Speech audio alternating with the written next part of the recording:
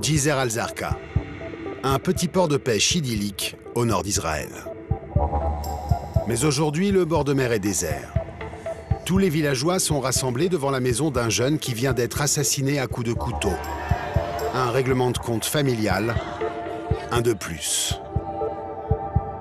Un volontaire de l'Étoile Rouge, la Croix-Rouge israélienne, est arrivé juste après le drame. Ce jeune arabe israélien est né ici. Il connaît tout le village.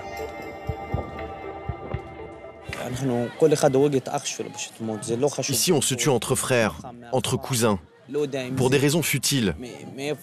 Un mot de travers et ça dérape. Il suffit que le mec ait une arme ou un couteau et il te tire dessus ou il te plante. On ne réfléchit pas ici. Personne ne pense aux conséquences. Dans ce village, comme dans la plupart des quartiers arabes d'Israël, les braquages, les règlements de compte et les crimes d'honneur se succèdent. Les cortèges funèbres aussi. Et la police israélienne a beaucoup de mal à lutter contre cette délinquance. Car la population arabe du pays ne fait pas confiance à des forces de l'ordre essentiellement composées de personnel juif. Faute de légitimité quand la police intervient, ça peut très vite mal tourner. Comme en 2014, après une altercation, un policier juif a abattu un jeune arabe israélien. Des émeutes ont embrasé la Galilée pendant plusieurs jours. Il y a près de 2 millions de citoyens arabes dans l'État d'Israël.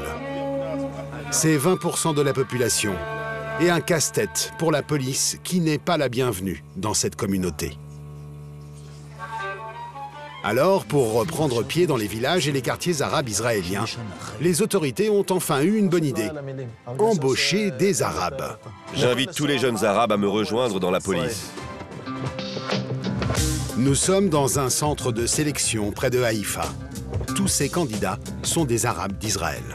Tout d'abord, soyez les bienvenus. Vous bénéficiez ici des meilleures conditions possibles, profitez de chaque instant, et le plus important, c'est que vous réussissiez votre examen. À ce jour, sur 30 000 policiers, seuls 450 sont issus de la minorité arabe. Mais les autorités parlent déjà d'un succès. Nous avons reçu plus de 1000 candidatures. Il y en a de tous les niveaux, il y a même des avocats. Ce sont des jeunes qui veulent s'intégrer dans la société. Dans la communauté arabe, ils sont de plus en plus nombreux à vouloir entrer dans la police.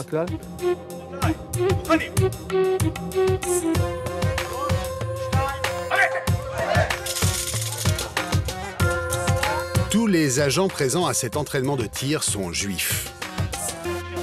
À l'exception d'une femme, arabe et musulmane. Elle s'appelle Linda. J'aurais pu être maîtresse d'école ou avocate, mais j'ai préféré porter l'uniforme de la police. Je représente un service de sécurité.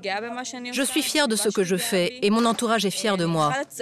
L'une des raisons pour lesquelles je fais ça, c'est justement pour ouvrir la voie et permettre à d'autres femmes et à d'autres jeunes de la communauté arabe d'intégrer la police israélienne. Dans un an, Linda sortira diplômée de l'école de police.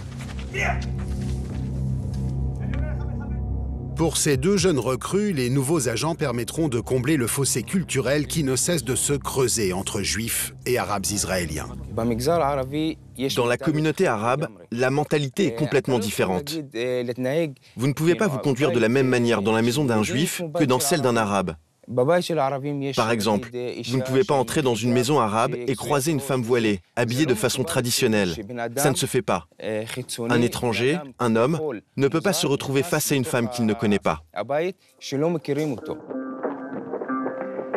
Sur le terrain, des policiers arabes opèrent déjà.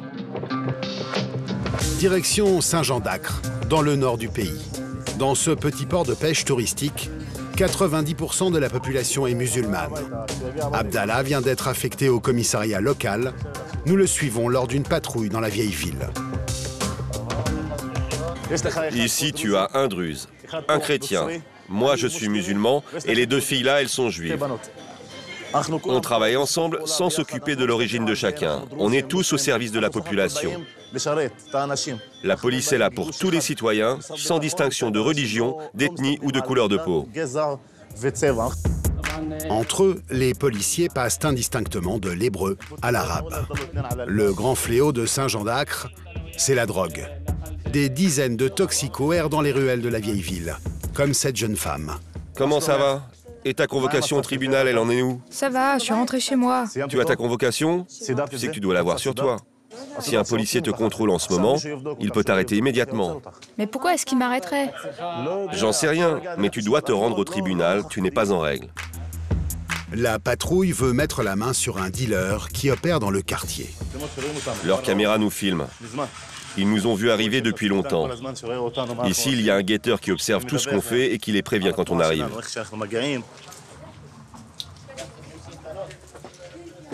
Regarde, c'est ici qu'ils se piquent. Ils se mettent là-dedans.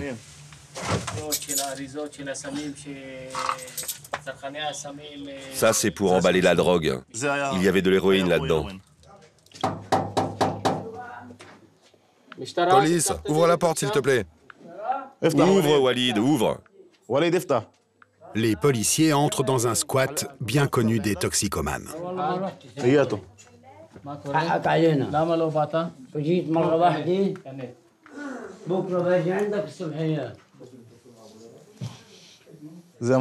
Ça, ce sont leurs caméras de surveillance. Ils nous voient venir de loin.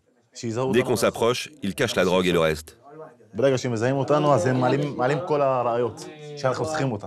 Cette fois-ci, pas d'arrestation, mais des convocations au commissariat.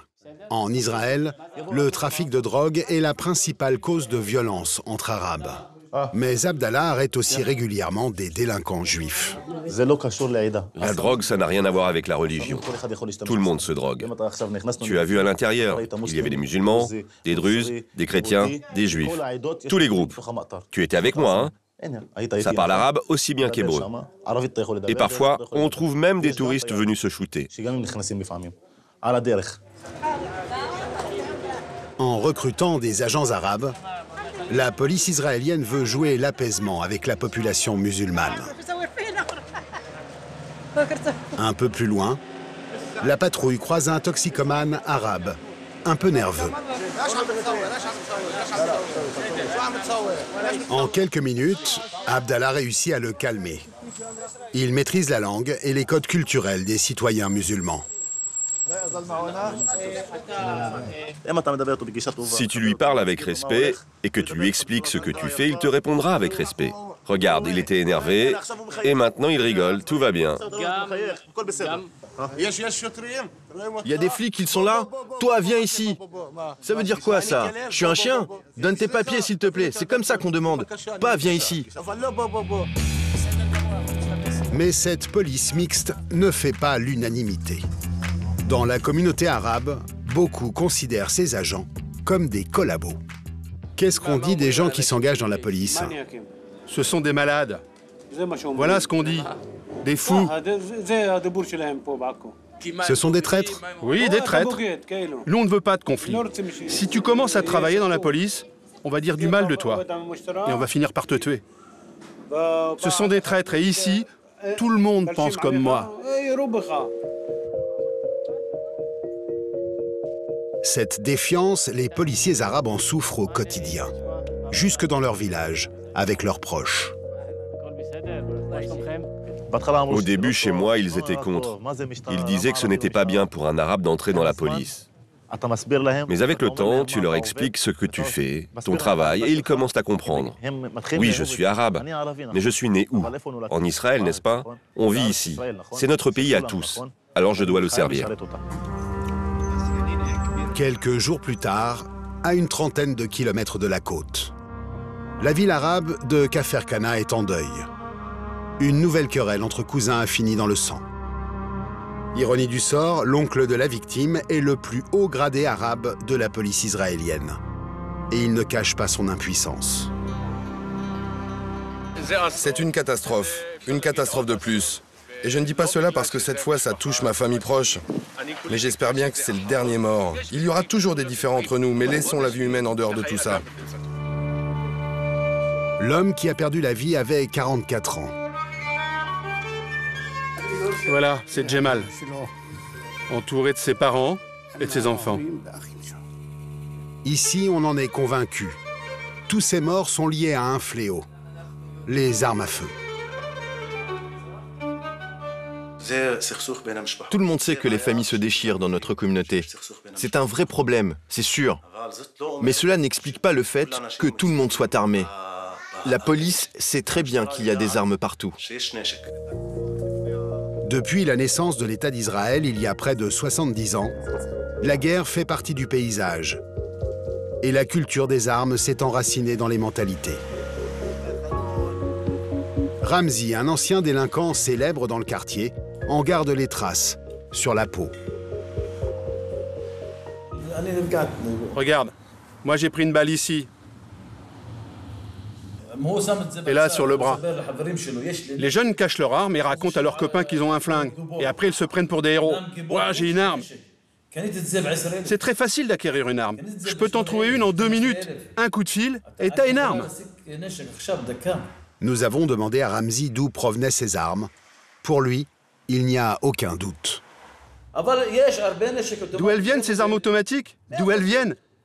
On n'a pas d'usine ici à Kfar Kana pour fabriquer des armes. Donc elles viennent de l'armée ou de la police. Israël, c'est un pays fermé de tous les côtés. Rien ne rentre dans ce pays. Ce sont des armes d'occasion. Au lieu de les détruire, elles sont mises sur le marché noir. D'ici à 3 ans, les autorités israéliennes ont prévu d'engager 2000 policiers arabes. Dans un pays surarmé et rongé par le communautarisme, pas sûr que cela suffise pour apaiser les tensions.